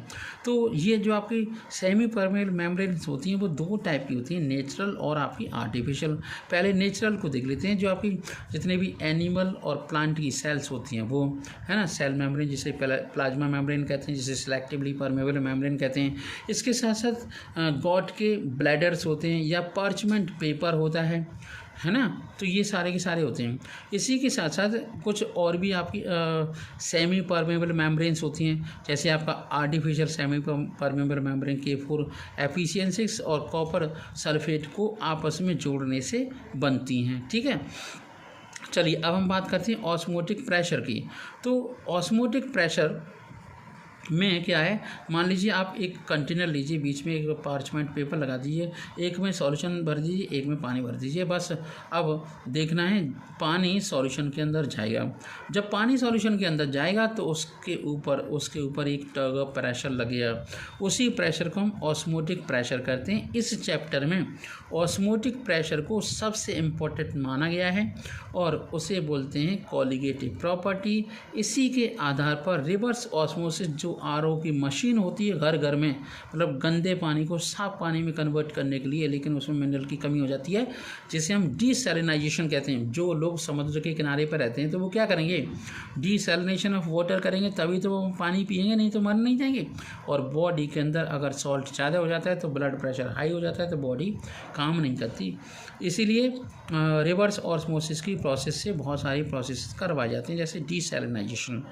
इसके बाद मोलर ऑस्मोटिक प्रेशर से हम मोलर मास को पता करने के लिए, ऑस्मोटिक प्रेशर को चेक करने के लिए बहुत सारी मेथड्स हैं, जैसे बर्कली हर्टली मेथड है ना, और मोर्स मेथड है, फ्रोजर मेथड है ना, वेरीज प्लाज्मोलाइटिक मेथड है। तो इसके साथ साथ कुछ और भी साइंटिस्ट थे जिन्होंने अपने दिमाग लगाए। ठीक है, वो साइंटिस्ट है vials want of law. Vials want of law के अंदर हम देखते हैं कि जो आपका पाई होता है, ऑस्मोटिक प्रेशर होता है, एक पर CRT की होता है। पाई C को हम N/V मान सकते हैं, तो और V को इधर ले आते हैं तो पाई भी इक्वल हो जाएगा NCRT। ठीक है, इसे हम वॉन्ट ऑफ इक्वेशन के नाम से जानते हैं।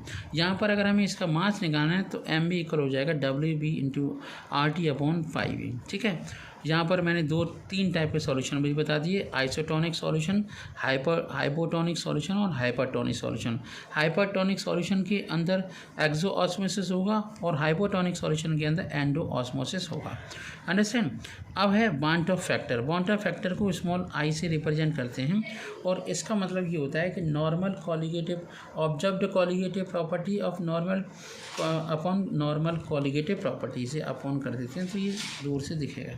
तो जो अब इसमें 3 कंडीशन है, इसे रख लो कि जैसे I इक्वल, ये पूछी जाती है कंडीशन, अगर I इक्वल 1 है तो सॉलिड नॉर्मल बिहेव करेगा, I ग्रेटर देन 1 है तो सॉलिड डिसोसिएट हो जाएगा। डिसोसिएशन एसोसिएशन आपने समझाया, मैंने पहले वाले वीडियो में डिसोसिएशन और एसोसिएशन समझाया है। ठीक है, अब I अगर लेस देन 1 है तो सॉलिड अंडरगो एसोसिएशन, सॉलिड के अंदर एसोसिएशन हो जाएगा। लास्ट वन पॉइंट है ऑस्मोटिक प्रेशर। ठीक है, तो ऑस्मोटिक प्रेशर अगर आपको निकालना है तो I × nRT/V। ठीक है, और अगर हमें डिसोसिएशन की वैल्यू निकालनी है तो ये आपका I -1/n-1। Thank you so much. जैसा कि हम जानते हैं कि मैं आपके लिए काफ़ी हार्ड वर्क कर रहा हूँ, स्टडी कर रहा हूँ और आपके लिए नोट्स बना रहा हूँ, केवल ये चाहता हूँ कि आपका सिलेक्शन हो। तो I hope you will be selected as a PGT chemistry of Uttar Pradesh. ठीक है, जो अगस्त में एग्जामिनेशन होने वाली है, I hope you be selected. और मैं आपसे एक बार फिर कहूँगा, मेरे चैनल को सब्सक्राइब करें, मेरे चैनल को सब्सक्राइब करें। जितने भी वीडियो आपने अभी देखे हैं उसमें बहुत आपको इंटरेस्ट आएगा। कम टाइम में मैंने गागर में सागर भर दिया है, कम टाइम में मैंने चाहे से ज़्यादा मैटर को शॉर्ट आउट किया है। इस पूरे पैम्पलेट को अच्छे से समझ लीजिए और एकदम से वायरल कर दीजिए इस वीडियो को और सब्सक्राइब करिए।